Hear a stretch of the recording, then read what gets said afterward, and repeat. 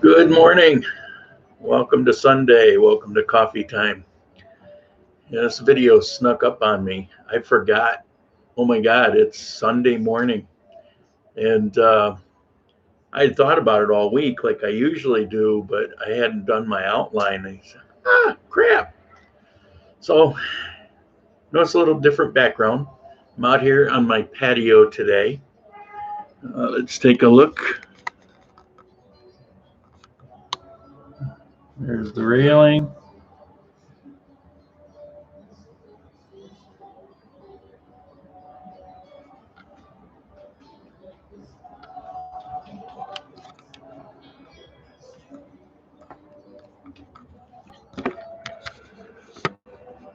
Little overcast today.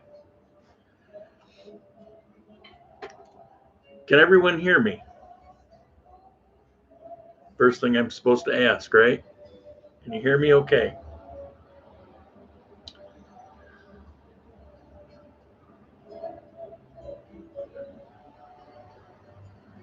Okay, good. Thank you. All right. I'm going to begin with camera information. I'm going to end with camera information in between.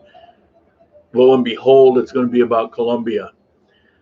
Camera update on the new little Osmo Pocket that I ordered. It's sitting in Pereira. There was a delay on it. I don't know what that was about, but I've been following the tracking, got into Bogota, and went to Pereira, and it's sitting there because it's Sunday. I'm sure it'll be in Armenia tomorrow, out for delivery probably Tuesday. Of course, they're claiming Wednesday. Now, we've gone through this warm, dry season. And I was asked, well, you know, what months are it? And it's understand the seasons here are barely seasons, and they're not so specific, like it begins in this month and ends in this month. Just kind of vague patterns that it kind of eases up on raining and gets a little warmer than normal, maybe 5 degrees, and it just doesn't rain much. And we actually went a few days without any rain at all, which was kind of a shock to my system. And then a couple days ago, all of a sudden, the skies opened. Now, I don't know if you can hear this. There's a church half a block away, and they're playing music today. So I don't know. I don't know what to say about that. I thought it was a good idea coming out here, and I'm just a little discombobulated. But it's been raining on and off. Yesterday morning, it rained first thing in the morning for a little bit. And then in the afternoon, I was planning on walking to the store. About the time I'm ready to go out the door, it was about 1 or 1:30. It starts raining again, and it rained till about 3. That's not so unusual. The morning one is a little more unusual. So I sat here, and by the time I got around to about 3:30, it stopped raining, and I just didn't feel like walking to the store anymore, so I just didn't go. So after this video is over, I'm going to go, and I've got to go, and even if it's raining, I'll, you know, take an umbrella or might even take a taxi, depending. I don't know. Haven't decided yet. I talked to my friend Mark, who moved. Hello, Mark. Probably watching. Who moved to Manizales, and that's why I was up there doing the video in Manizales. And he's moved into his new little apartment. He says he's on the 10th floor of an 11th story building. And he says he has this amazing view overlooking the entire city and all the landscape around it. And invited me up to check it out. And I'll probably make it up there. I'm very curious about that apartment. Looked really nice. Looked like it's Airbnb, but at that price, I try to live there. Forget all the getting an apartment deal. See if we can lock it in for a year. But I asked him if it was because it was hot. You know, the couple days I was up there, but we're in the, you know, warm, dry period of time. And I got that sunburn, nose started to peel a little. And so I asked him, and he says, yeah, it's raining a lot. And he says, I don't even think it's hit 70 degrees this week. So it's, you know, it's probably pretty comfortable there. It's stunning here. The temperature here, oh, could not be better. This is a good portion of the year. I think I'm running, I think it's 72 degrees maybe, and it's a little overcast, although, see if you can see this. You do have some blue sky, but you got a lot of cloud cover. Hopefully you can see the blue sky, not sure. Well, often do I use my AC? What AC? I do have a fan because my apartment, I chose it to be on the back side, which means it's on the side where the sun sets every night. But that also means in the afternoon, the sun comes down and it's on this angle right to this balcony and into the sliding doors and in the living room into the big picture window. And so for about an hour in the afternoon, the temperature just shoots up in the apartment. Now I always keep all the windows and doors open day and night. It never changes. Everyone. But apartment gets a little warm, you know, for that period on some days in the afternoon. So I have a fan, and so I'll turn the fan on just to kind of break it up and makes it very comfortable. But AC, I mean, I can't imagine any need for AC if it wasn't for the sun coming down as a magnifying glass. As a matter of fact, what I should do is just get that film you put on windows for the UV, and then it wouldn't even heat up like that. But small price to pay for living in paradise, and that's truly how I feel every day.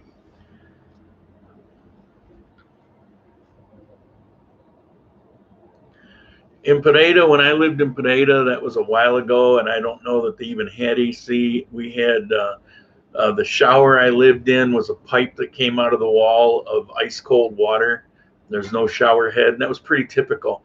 Things were pretty raw. They're pretty rustic, and it was a different time. Yesterday was Valentine's Day. You say, why? Well, no, it wasn't February. No, for down here, September 21st was Valentine's Day. Dia del Amor. So I did a little celebration this year for Valentine's Day. It didn't last very long, but for a little bit of time, you know, it was fun. It was a good time. I was asked about the island of San Andreas. And if you don't know, look it up. Go to Wikipedia. Look it up. Look on the map. It's a little bit south of Jamaica. It's not near Colombia. It's closer to Panama or Nicaragua or Costa Rica. It's you know, further up north. But it's owned by Colombia. And there's another island nearby called Providencia. But San Andreas is the bigger island, and it's fascinating. I stayed there for my honeymoon back in 2002, and I'd actually like to go back, see how it changed. It was interesting because the language of the island is English. It's island English, so it sounds like you're talking to Jamaicans. I mean, you're meeting Bob Marley every minute. However, there's been a massive influx of Colombians, and they're buying up a lot of the businesses. And so Spanish has become the de facto primary language, although all the people that are from that island are still, you know, speaking the island English. So, no, that was an accent. God forbid. So I went there, and they have this hotel chain called Cameron, I think. It's out of Spain. And it's really cool the way they have it set up on this island. There's other hotels, but I went with a big one. I went with the Rolls Royce, the Cadillac. I mean, it was a honeymoon. So when you get there, you get this band goes on your wrist, and everything is included. So we stayed at this hotel. It's right on the beach. And I quickly decided this hotel sucks. It sucks because they didn't have hot water and a shower, and, you know, call me crazy, but I kind of like that. Martin, thank you. I kind of like the hot water. And there was a lot of sand getting blown in. It was kind of rickety. I mean, it was a beach hotel, but it was, I want something nicer. I had already been roughing it a little bit. So you can stay in any of the hotels. So we switched to this tower. There's 3 towers, as I recall. There's 3 round towers, and they're built over the water. And there's a walkway to land. And it was stunning. The room is this big round room, and you got this big round balcony, and you're looking down at the ocean on one side, and you go out and you're looking at the island on the other side. It was really nice. But I think there's 7 hotels on different points around the island, and they're all kind of themed different. Now, each one will have 2 restaurants. One is like a fine dining restaurant, and the other is go in and grab your lunch kind of thing. And they also each have some nightly entertainment. What was cool about it is, okay, this hotel tonight might have a comedy show. And over here, they might have reggae music. And over here it might be country music. And over here it might be rock music. And over here it's something else. And you have all this different kinds of entertainment. Now, included is a bus that will take you from hotel to hotel all the way around the island. So you could go and watch the comedy club and jump on and ride up to the next one where they're playing salsa music. You can have fine dining in one restaurant one night that specializes in seafood, and then you can go to a different hotel and have fine dining and have a big old juicy ribeye steak another night. One was, I believe one was Japanese themed, so you get sushi and tempura, and, you know, it was quite an adventure because you got there and it's like the island was yours, but there was more than just the hotel. You go out on the beach and, you know, you can hang at the beach, and they come around and they cut the coconut for you and throw a little rum in it and give a straw, and, you know, it's like, you know, peanuts. I mean, not literally peanuts, but it was cheap. I believe I'm thinking it was in dollars, but correct me if I'm wrong. I may not have that right, but I'm thinking it was in dollars on the island, but neither here nor there. You have, you know, the annoying vendors that come along and want to sell you handmade jewelry, you know, from wherever and different things. But you can go horseback riding. There's skidoos. They're not ski-doos. What do you call them?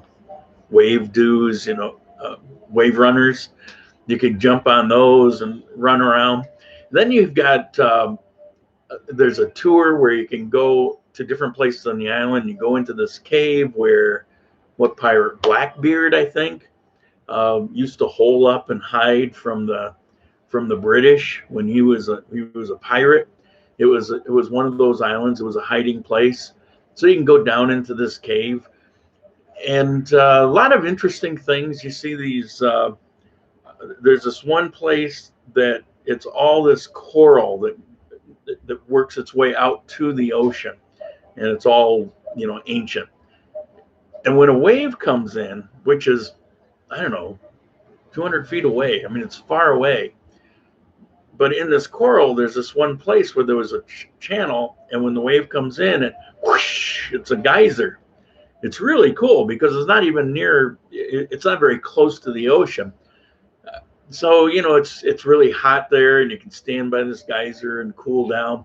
They have a boat with a glass bottom that a lot of it sits down in. It's got windows, and, you know, they'll run that around. You can see the, you know, different seafood. You can see the different, yeah, I haven't had breakfast. You can see all the different fish swimming around and manta rays. And then there's this tour that you can take. Last thing I'm going to mention about San Andreas, there's this tour that you can take, and I don't remember the price, but let's say it was 20 bucks. For $21, you can have first class. Oh, seriously. I was the only one that went first class. I figured, hey, you know, it's like, what's a dollar, right? Well, you get on this boat and you ride it out to this this island, this little bitty island. Key, they call them, an island. And it's just a fascinating place to walk around. There's a lot of fish that come up and swim around your feet, and you're walking on coral, so you're only this far into the water in a lot of the areas.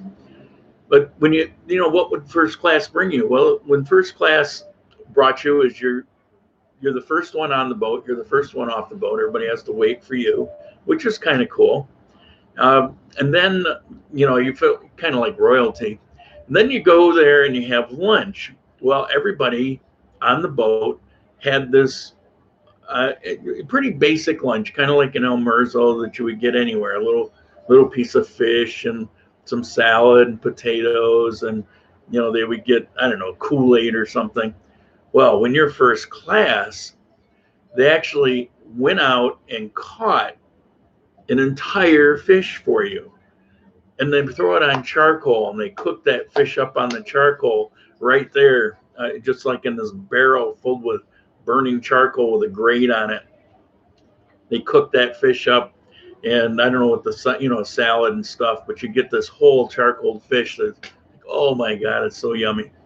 And you don't get the Kool-Aid, you get the coconut drink with the rum in it. And it's, yeah, first class, definitely a way to go. You know, best dollar I ever spent in my life. It was a lot of fun on that island. There was always something to do. I rented a little Suzuki four-wheel drive Samurai and drove around the island with it. It was a blast. Unfortunately, I had a lot of video that I took. I think the only video I ever took in my life prior to that, and a lot of video, and I don't know, it came up missing somewhere along the way, and it's unfortunate. Wish I had it now. I would show you. But that was San Andreas. If you ever get a chance, definitely go see it. I hope that wasn't too boring for you, but get excited. You know, I'm thinking about going again sometime.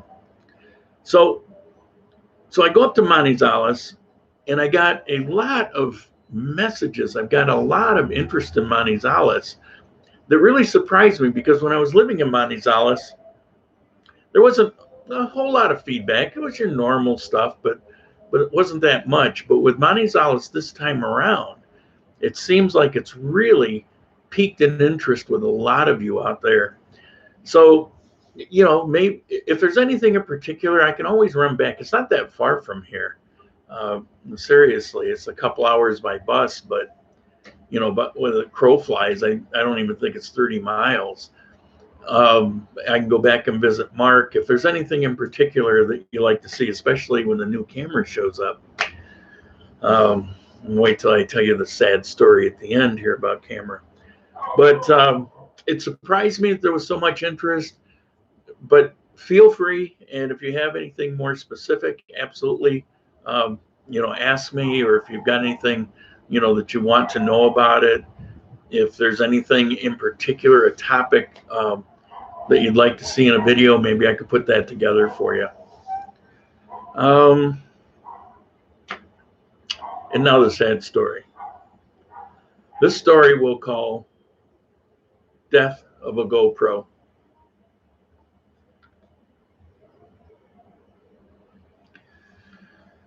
I can't play music. I would play some funeral music if I could. So here is my GoPro. I bought this 3 years ago when I was in Cuenca, Ecuador. I needed something. There's always, you burn through these things. I had killed another Canon, and I wanted to get a GoPro, you know, smaller, so I didn't have to carry this big thing walking around, which you never really want to do. So they don't sell them there. They didn't have them anywhere in Cuenca. They said Guayaquil maybe. Well, I'm not going to go and hunt around. So I found this guy on OLX who is just returned from the United States, and he bought a new GoPro specifically to sell. And he had it marked up $50. So I bought this GoPro. It's 05 black. That tells you how old it is. For $550. And I was pretty happy because if I'd bought it through, if they sold it there, it would have been close to $1,000. So I was happy that it was only $50 more. But here was the problem. See right here, probably can't see it, there's a little hole. And right up here, there's another little hole. That's for the built-in microphone. Might even be another hole somewhere. But that's for the built-in microphone. From day one, it worked like crap. Hold on. Worked like crap. Microphone sounded like this whenever you talking it. And no, it's not because I would have my fingers over it. It just sounded like this. And I tried it over and over and over again. Every once in a while, it would come out kind of clear. I gave up on using it, but I would edit some film and it would have some sound. Like, oh, look, there was like 30 seconds of good sound. And then, so, I mean, this is an action camera. It's built to bang around and drop and have all kinds of impacts to it. So, you know, I don't think anybody did anything to it. It was just, you know, defective. So what do you do? Well, you've got a USB-C. So maybe I can, there's no port. Yeah. Told you I can't speak English anymore. There's no port to put a microphone. No place for it. Can't put a mic jack in there. But GoPro sells extra for a small fee of $59 plus shipping. This little bitty adapter. Yeah, it is gigantic. You plug it in here, and then you've got your microphone outlet here, and you plug the microphone in. Okay, so now you've got this camera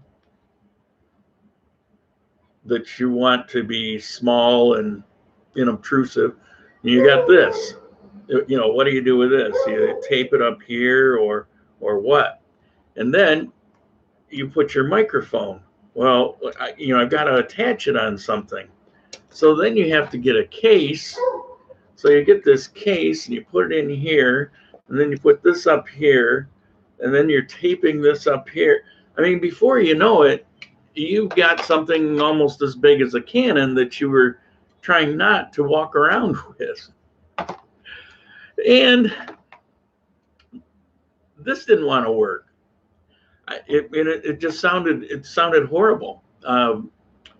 So from day one, I haven't been able to really use sound on this GoPro. It's been an issue. Well, it was good. I could do time lapses with it. You see those once in a while. It was usually by this, and they were very nice. And I could, it took some pretty nice video. Most of that Manizales was done on this, and it was pretty nice. I do it in 1080, but it will do 4K. I don't do it in 4K because it's YouTube and it doesn't really work very well. So I do it in 1080, and it was pretty nice. So I could use it to do video and then do a voiceover. Well, I don't like doing voiceover all the time, but that's why I've had to do it so much lately. Except, I don't know what happened. Won't even turn on anymore. It's not the battery. It just has completely crapped the bed. So it's a good thing the new camera is coming in any day now. I'm out of go-tos. I've got issue with this new cell phone with the battery. It won't hold a charge, and it's freezing up the video. And now this, aside from no sound, I mean, I'm in a hurt. I'm in a hurt. So thank goodness. Thank goodness. That wasn't known information when I was getting that. I didn't know this one was actually going to die, but it's dead. So that's all I have today. If you got questions, start asking them right now. Lead it with 4 question marks. And the last thing I will say is it's football season. It's football day. It's the 3rd football Sunday. Go Bills. Yes, I'm a Bills fan. Have been since 1979 when I first started watching football. Joe Ferguson, Cribbs, running back. You know, I got hooked on it. And I was a fanatic during all the Jim Kelly years. And I used to watch football everywhere, all the time. But then it got to the point where it was just too much, and I would only watch Buffalo Bills games. And I'm still like that. I just watch Buffalo, and that's it. Don't care. I really don't care about anything else. Although I passionately love football. I love playing it. I played it for 10 years. It's more than a game. It's a life lesson. But I don't know who your team is. Mine's the Bills. I've been saying forever there's always next year. But I don't know. They won their first 2. We got a prayer. And I see a lot of printing going up here, so let me see what's going on. RAP GoPro. Yeah. Okay. Great question. You mentioned buying used furniture. It's funny. I just replied to somebody's email today about he's thinking about going to Ecuador and wanted to know why, if it wasn't for the altitude thing, if I knew everything that I knew now about how Colombia had changed before I went to Ecuador, would I still go to Ecuador? And the answer is no. Ecuador is a great place to visit. It's heavily marketed. That's why so many expats go there. But because it's not really valid, that's why so many expats leave. And that's why the expat population for a decade really hasn't changed, because they come in and they leave, and they come in and they leave. The chances of you staying are pretty slim. I might have stayed for 6 months of the year just because of a lot of friends there, not because of Ecuador. Ecuador is problematic for me for a lot of reasons. And what does this have to do with the question? Well, because to set up my household in Ecuador, I had to spend about $12,000 because everything is so expensive. And a lot of that was used, even though they don't really have much of a used market. But I would wait and I would buy from some expat that was leaving.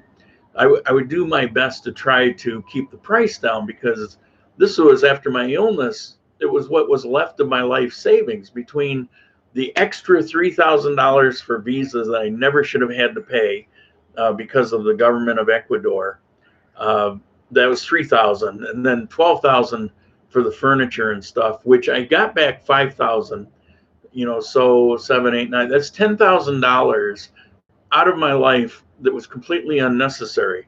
Because when I came here, there's a big used market. You can buy everything used, and it's really bargains. In Ecuador, if you buy used, it's almost the same as new sometimes. There were times when I would see things that were more than new. I don't know what people are thinking. But here, if something's $100, you could probably find it used for $15. It's a really good market for used. And so I bought, my couch and chair and end tables and coffee table and footstool and the other chair and a couple bar stools and a washing machine and a refrigerator and a queen size bed, and I don't know. I don't want to take an oven because it didn't have an oven, so I got this oven, and that was all. I'd have to go back and look, somewhere around $600 or $700. And yes, it was all delivered because I asked them. When I would look for this or that, I would say, "Will you deliver it used? Will you deliver it?" Well, I don't know. I said, "Well, I'll tell you what. I won't negotiate the price if you deliver it." Okay. And so, with the exception of the bed, which I've explained in another video, I had to pay 20,000 pesos for a guy with a truck to come, and he actually helped load it and unload it and bring it up to my apartment, along with a couple other people that were helping me. So, you know, I had to get somebody for that, which is easy, especially you walk down to El Centro. There's one area near where you pay the water bill, and there's a line of trucks. They're like little delivery trucks. There's a line of them. They're all independent. You can just walk up to a guy and say, "Hey, I want to hire you to do such and such," and he'll give you a price. And you go, "Oh, no, no, no," and you tell him half that, and you meet in the middle, and you know, and it's a great price. The guy for the 20,000 wanted 40,000, got it for 20,000, and he helped load it and stuff. So, yeah, I mean, here it was under $1,000.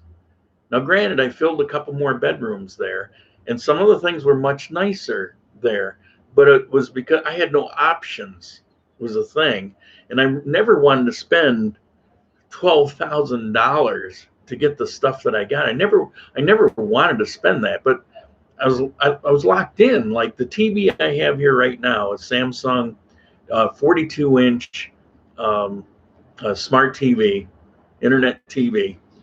That TV here cost me a little under $100 delivered, and it's used, but it came packaged. It still had the plastic on it. It looked like brand new. That very same TV I bought in Ecuador, and it cost me almost $1,000. Now, 100,000. You know, so you know that's why I'm always railing about Ecuador, about things like Ecuador isn't as cheap as you think, because when you're there and you really start buying things to add to your life, you realize that there's a lot of things that it makes it expensive. Here, it's not just my rent's a couple $100 and food and all. It's not just that. How is your life? How to set your life up? What is it like?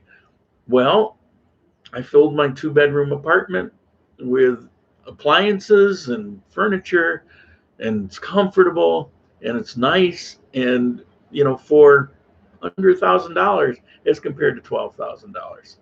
I mean, come on. Okay, so you say, well, you had those other beds. Okay, so take those other beds out of it. Beds were about the only thing that was cheap there. And so maybe take out $150, $200. It's still almost $12,000 that I had to spend there. So, yes, it's easy here. There's lots of it. I'm speaking to Armenia. Now, I can't speak to other cities, but I imagine it's similar. All right. I know there was a major earthquake. How are the building codes now? Go Cowboys. Cowboys suck. They suck. They won 2 of those Super Bowls. Okay, how earthquake? How the buildings are built to earthquake code. I have a video clip, and I need to use it somewhere. I actually threw it in without sound, but I need to show this clip because I did a video in Ecuador showing the construction, how that construction is. And I had a lot of people complaining, "Oh, you're leaving out." No, I'm not. I understand construction, and this is why they had an earthquake and everything came tumbling down. They don't build the code. They have no code in general. Here they have building codes, but they also build to earthquake code. And I stopped at a building where you could see the infrastructure of that building. You could see the steel girders. You see all the concrete, but up underneath you could see all of these steel girders, and you could see, this elaborate the rebar It's not just rebar stuck in concrete. It's an elaborate system. Plus, depending on the size of the building, some of the buildings are built on these floating platforms. This one is, and others are built on this thing that it rocks. It'll rock. They dissipate the energy. So yeah, I mean, if you're in a a single story house, it's an older house or something, probably not. But if you're in any of these buildings, yeah, they're built to earthquake standards.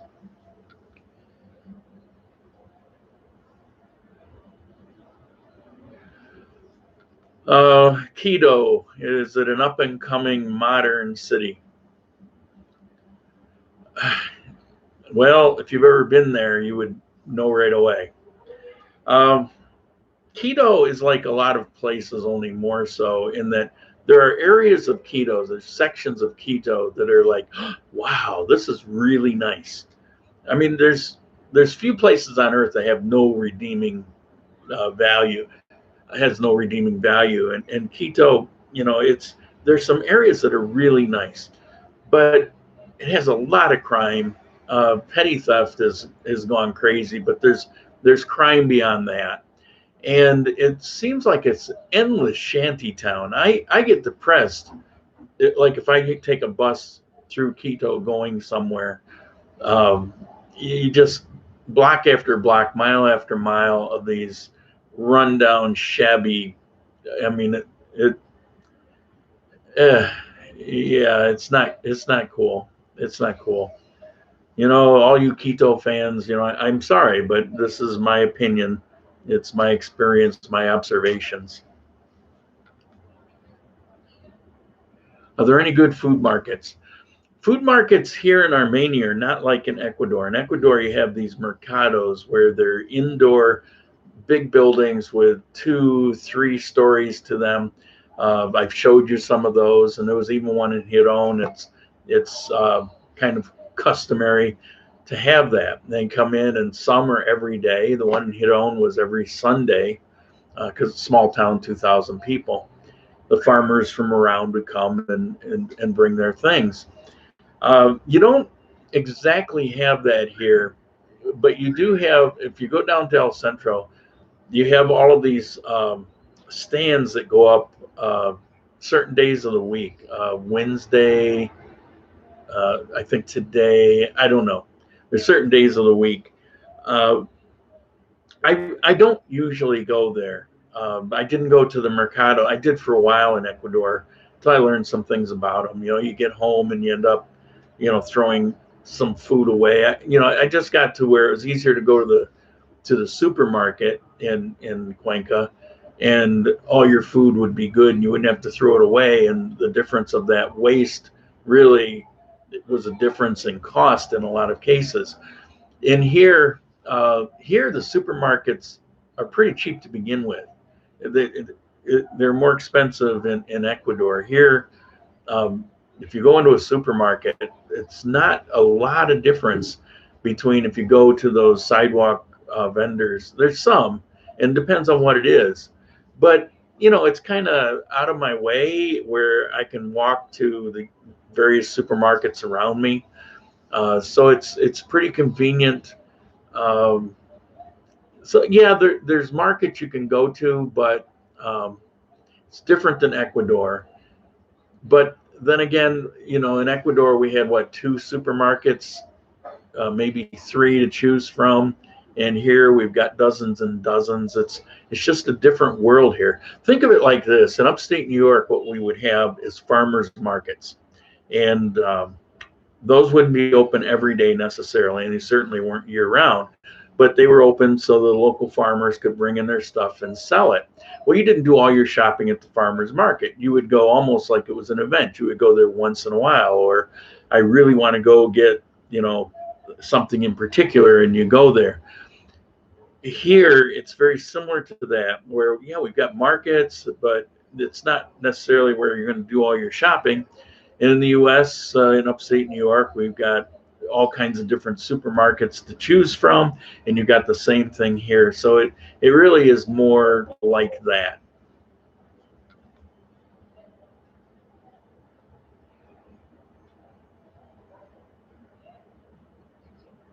Okay, about the barking dogs. I don't really have a barking dog problem here, but you wouldn't know it from a couple of my videos. In the afternoon, and we're actually coming up on that time, for about an hour, there is one dog that'll come out and bark. And he's got a terrible owner. The owner will kick the dog, and then somebody from this apartment complex, it's right over there in that building. And somebody, I think from that place, will come out and yell at him and threaten to call the police on him for being cruel to his dog. And it's kind of a weird situation. I don't expect it's going to last very long, but the dog only barks for a very short period of time. And he barked for about 10 minutes in a video I did recently, so it probably gives that impression. I don't have barking dogs at night. During the day, there might be one occasionally off in the distance, but we don't really have barking dogs here. It's nothing like, there's leash laws here. People, for the most part, take care of their dogs. There's animal laws. None of those things existed in Ecuador. So it, leads to a problem there. Here they do spay and neutering, and again, it's very similar to the United States in that aspect. So no, I don't have a dog problem. I just, for a few minutes every day, almost every day, I have a dog problem.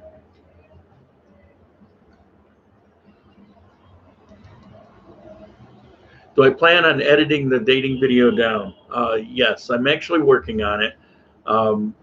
I'm not in a big hurry to finish that because I don't have a platform to put it on yet. I'm still looking at that.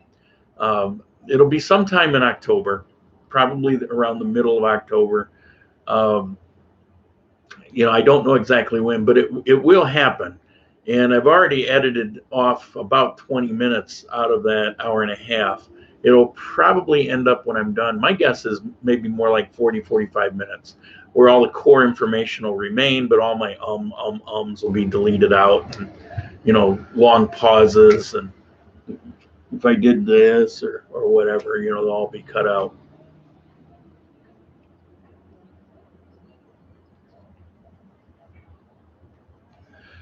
I did some online checking, and it seems like the closest DHL and FedEx offices are in Pereira.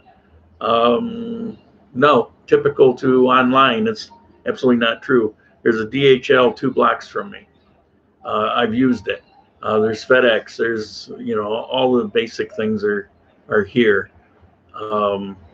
So no, I don't have to go to Pereira for any of that stuff.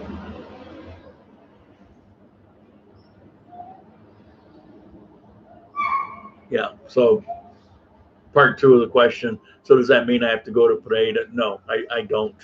Don't have to do it. Cowboys suck. Amen. Thank you. Actually, I think they kind of do this year from what I heard, but doesn't matter. Go Bills. What do you think? Should I get a haircut? I've had it short for years, and it's been growing out, and I haven't even had it trimmed. Not sure what to do with it.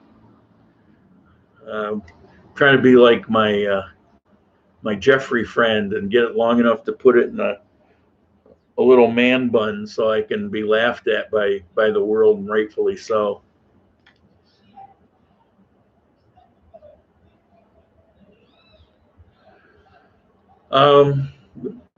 It's not an odd question. He says it's an odd question, but food market related. Do you know if fresh ginger and scallions are available here? Yeah, absolutely. How much do you want? I mean, there's these big bins of fresh ginger, and I buy it pretty often. Ginger, it's actually, even if it didn't exist, it would exist here because it's one of those things that all these homegrown witches, there's a lot of superstitious, particularly with older people, that have become kind of cultural things, where this idea, I mentioned this before, that Vicks Vapor Rub cures all. I mean, if you have a mosquito bite on your arm, put Vicks Vapor Rub on it. I mean, whatever, sunburn, put Vicks Vapor Rub on it. Yeah, I was actually told that. So they have these ideas. Eucalyptus is a biggie, and ginger. And you saw this in Ecuador too. They believe, you know, if you don't feel well, if you have the flu, you cut up fresh ginger and you put it in hot water with lime and panela, the raw sugar. Stir that up, drink that down, and it'll cure you. Of course, the flus are going to last whatever they last. Doesn't cure you, but you know, it's a comforting thing. So ginger is readily available here because it's one of those things like aloe and eucalyptus and Vicks Vapor Rub and ginger that's in that list of cures everything. So they have to have it here, and people go through it a lot, so it's always pretty fresh.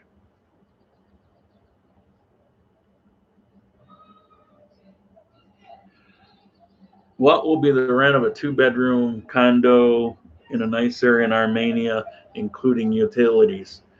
Well, it's not likely to include utilities. You're gonna pay your utilities generally. If you make an arrangement to get a place that is furnished and you're going to pay your utilities for you, it's going to be considerably more than if you did those things separately. Like I said, it's not hard to get your own furniture. You might have to be patient for a little while. It might take you a month or so to put it together, but you know, you'll survive. You know, start with the bed. You can sit on the bed and you can, you know, do whatever you have to. Start with the bed and then work your way out. But there's so much here, it probably won't take you long at all. Utilities, the same thing. Utilities are going to fluctuate, and so if they're including that, then they're going to price it at the highest point. Well, that's fine, but what if it's only 2 months of the year that ever reach that, and all the rest of the months are less? I will show my utility bill. I believe I did this already, but I'll show my utility bills coming up.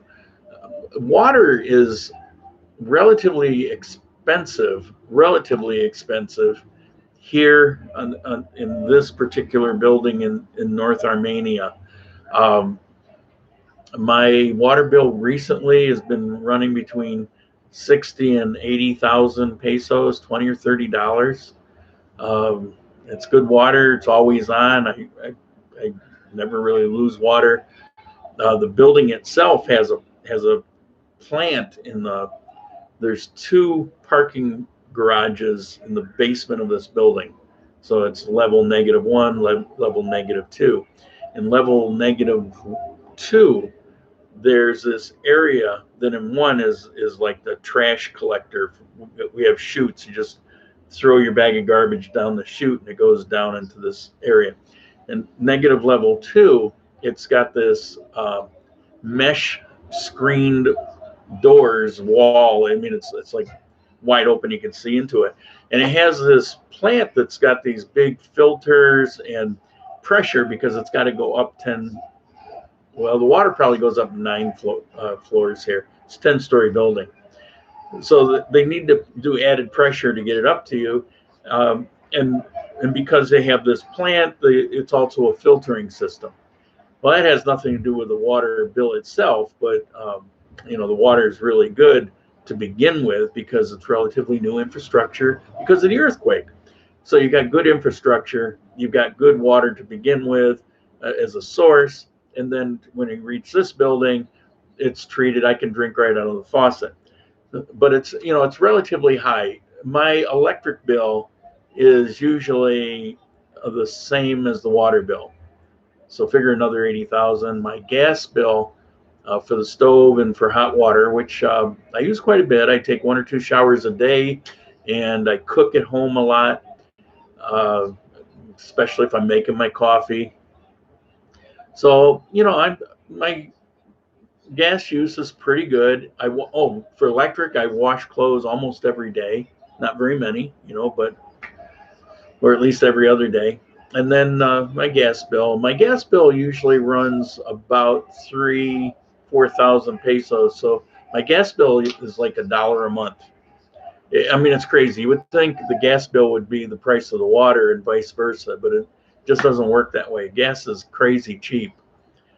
You can see why a lot of taxis here converted to the gas versus gasoline.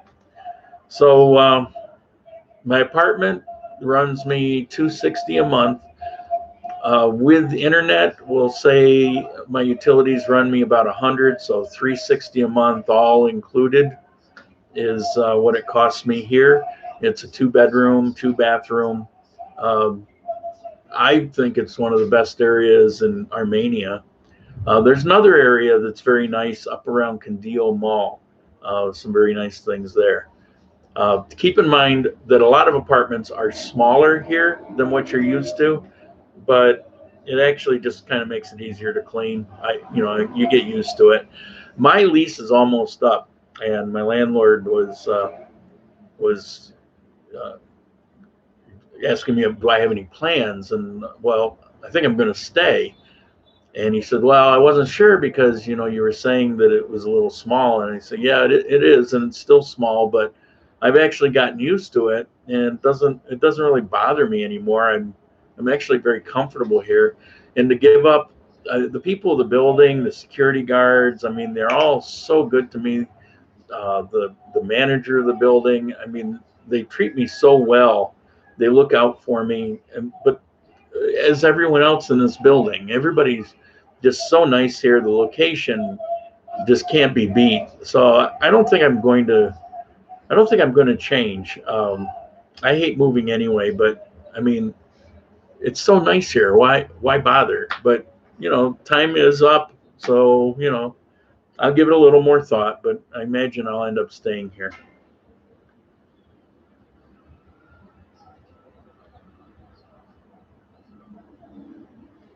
Oh yeah. Dogs generally allowed in condos, apartments. Yeah, for the most part, with restrictions. Some may not be fans of pit bull. It's not like in the U.S. where it's like if you have pit bull, absolutely no. But you'll occasionally run into somebody who's concerned if you have a big dog or a pit bull. But for the most part, most places are pretty animal friendly as long as you're taking care of them. Tile is used a lot here, and then if you want a carpet, you put a throw carpet down. You don't really find carpeted places. You find wood or the phony wood floors. They don't call it phony. What do they call it? Not synthetic. Sounds better. Fabricated. I don't know. The wood floors that look like wood, but they're not really. But they're a lot more durable. So you see those, or sometimes wood floors, but mostly you see various kinds of tile. And then people just put area rugs down. So when you have apartments that is essentially tile, and if it does anything, it's going to be on your own carpet. They don't worry so much. They're just going to expect you to be a good neighbor. They don't want your dog barking. They don't want you not taking him out and he's howling all day while you're out doing something. I don't have a dog here because I've got a lot of traveling, even if it's only for a few days here and there. I can't really do that with a dog, and I don't want to leave a dog, and I don't want to keep putting the dog off with somebody else. So most of my life I've had a dog, but I'm not having one here. In the future, that may change, and I can certainly have one if I choose. And most places are dog friendly. Are dogs allowed in restaurants? Why would you take a dog to a restaurant? I don't understand that. Dogs are generally not the cleanest in the world, and they're shedding hair. And why do you want to put other people? Yeah, it just doesn't make sense to me. Having said that, most of the restaurants around here have these outdoor patios, and I don't recall really seeing dogs, but probably wouldn't care. Particularly like a cafe, if you're walking your dog, you decide to get a coffee and you sit down at the outdoor table. But I am not one of those people that think dogs are animals. I've had dogs my whole life. I adore dogs. I think they're the most amazing creature on this planet outside of humans. But they're not humans, and they don't belong in restaurants. They should not be eating people food. It's not good for them. Um, some dogs, it's downright harmful. I had Great Danes once, and you had to be really careful with the food they would eat. Um, I just think it's just a bad idea to take. But that's a personal opinion. Nothing here or there. Can you do it here? Yeah, probably. Probably can. I'm sure you could at cafes and things like that.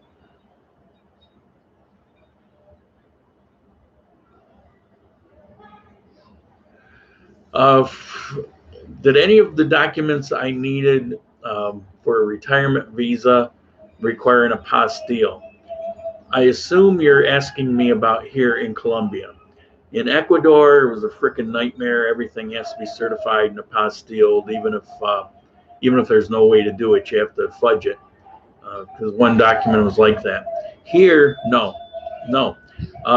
For under $500, all costs included, including a fee of the person I used in Pereira, they took care of everything. And all they had to do is they took a color copy of my passport, of the different pages that they required. They took care of that while I was there. Um, they need a printout, just a printout on a piece of paper from your retirement. Whatever your retirement is, you print that off. Like the Social Security. Yeah, English, it's killing me. So you print off the Social Security form and you give them that. You don't have to do anything more than that. And then there's a form you have to fill out, which she actually just sat there and asked me questions and filled it out. That was all in Spanish for me, but it was okay. I understood, and so we got through that. And then she took it to Bogota and handled it, and went to the embassy and went to the consulate.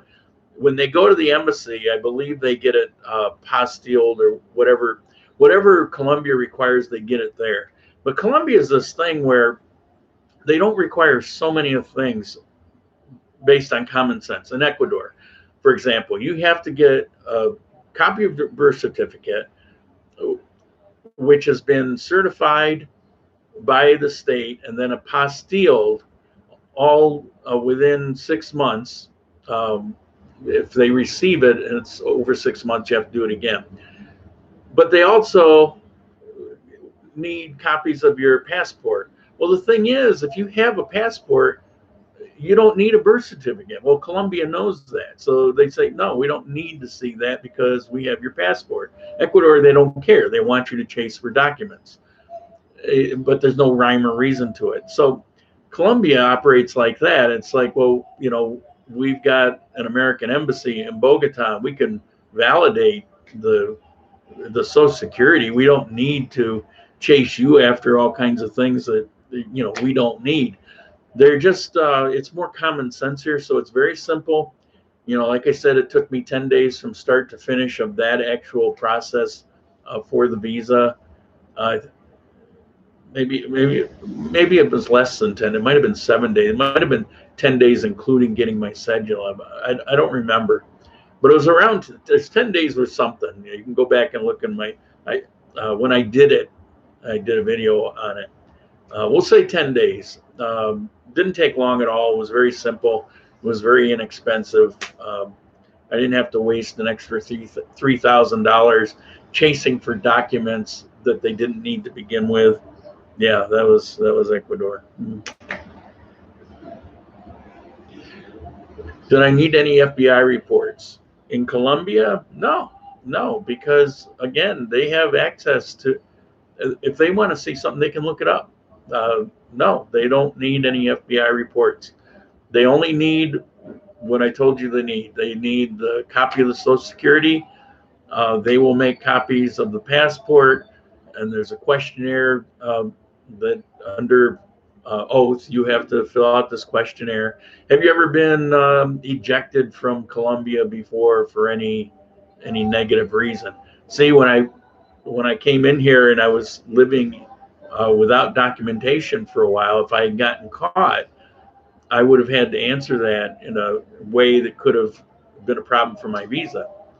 So a lot of ways that could have come back to bite me, but no, it's very simple. I mean, that's all you need.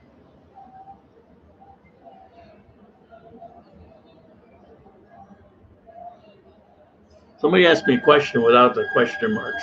So hold on a minute. I'm trying to sort it out. What would be the best months of the year to visit Armenia without so much rain? Why? What's it? Any time of the year. Um, I understand why you're asking me that question. It just doesn't make sense for here, because if you lived here, you would realize that it's a non-issue. I mean, if I'm in the rainy season, we'll say at the peak of the rainy season, but this is what the day looks like. And I won't see rain until maybe half an hour at 7 o'clock tonight. It's not like the rainy season here is not you wake up in the morning and it's raining and it rains all day and it rains and no, you get like a downpour every day for a short period of time, and then the rest of the time the sun's out. It's to me it's a non-issue. Now watch, you'll come down hearing what I said, and you'll get here and you'll have some fluke where it rained for 3 days straight. I mean, anything can happen, but that's not generally the way it goes. I don't know if I've ever seen that here 3 days straight.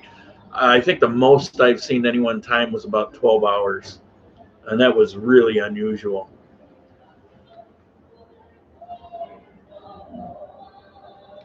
Yeah, Colombia used to be bureaucratic years ago. When I lived here, I had to jump through a number of hoops. I had to get various shots, and I had to have proof for this and proof for that. It just doesn't.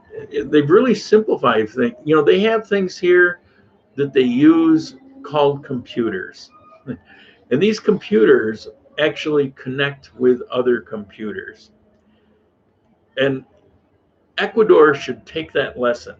They have computers there, and that computer works within its own walls of this office, but it does not connect to this office over here, or this one over here, or, you know, so, you know, they have them, you know, for the show of having them, but they're just not very efficient. Here, they take computers and use them to the advantage of making things go better. I greatly appreciate it. Keeps prices down. Makes it very easy to come here.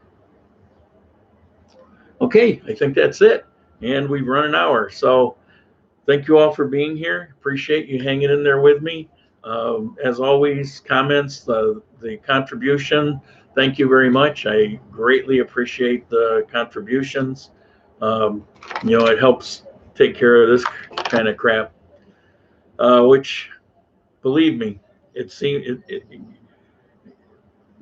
start YouTubing. You'll see it becomes a never-ending thing.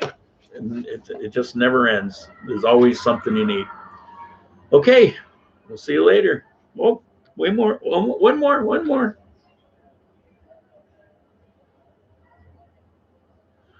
When I looked up vaccinations for Colombia, they suggested a lot of them. Do you maintain any vaccinations? No. You said they suggest a lot of them.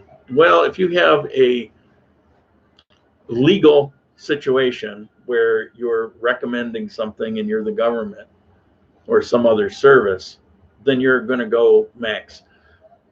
But what it really boils down to is if you have a particular need, if, for example, you plan on spending some time in the Amazon, then if they've got something for malaria and yellow fever and dengue fever and what other kind of creeping crud you can get from Amazon, well, then, yeah, by all means, you want to get those. But if you're here in the Andes where these things don't exist, what's the point? Why would I need a yellow fever shot if I'm here? And if I wanted to go to the Amazon, which I don't, but if I wanted to, I'd get a shot before I go. Of course, that won't protect you from the caimans or the alligators and all the other snakes and poisonous frogs and all the other creepy crawlies that live there. But hey, you know, you got your yellow fever.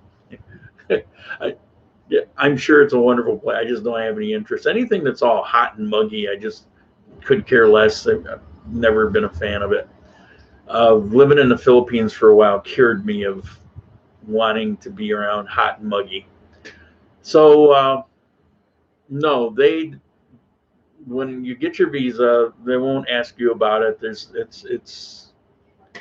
I guess maybe they figure it's personal responsibility. If you want a shot, hey, go knock yourself out, but you don't have to have one to come here.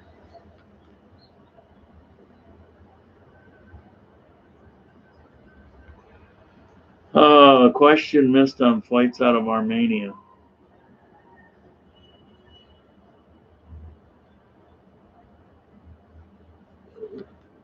Which cities are available for flights in and out of Armenia? Bogota, Manizales, I think maybe Medellin, I think Manizales, Cali, the main cities. Armenia, which is funny because Manizales is at least twice as big as Armenia, and they have a domestic airport. Here in Armenia, we've actually got an international airport. So you have the flight from Fort Lauderdale. Now, I guess that's going to expand, and JetBlue is talking about moving in also. Not sure why. I think it probably has more to do with international commerce. Armenia and Breda is kind of a hub for that. But yeah, there's flights if you want them. I'll take a bus.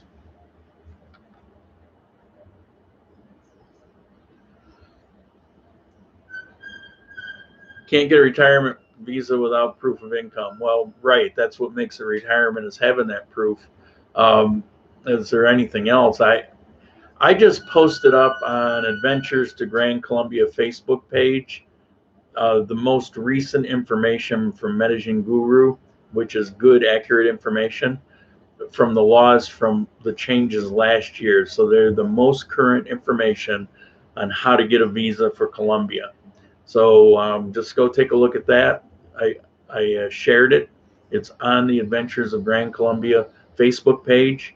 It's also in MedellinGuru.com. It's on there.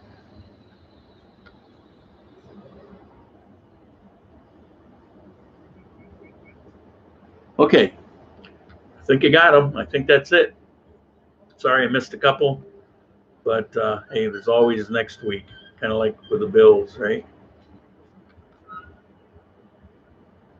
No, Blue Cross Blue Shield is for the United States.